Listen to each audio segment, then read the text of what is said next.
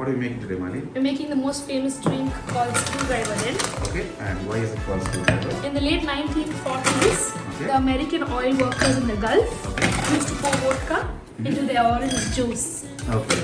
And because they didn't have a bar spoon, they used a screwdriver instead Okay.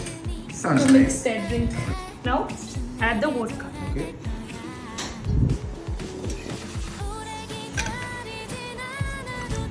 And finally, the orange juice. Okay.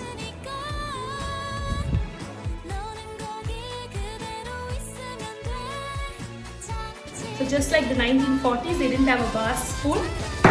They used a screwdriver to mix it. Okay. Add in your garnish, Okay. and we are done. Cheers.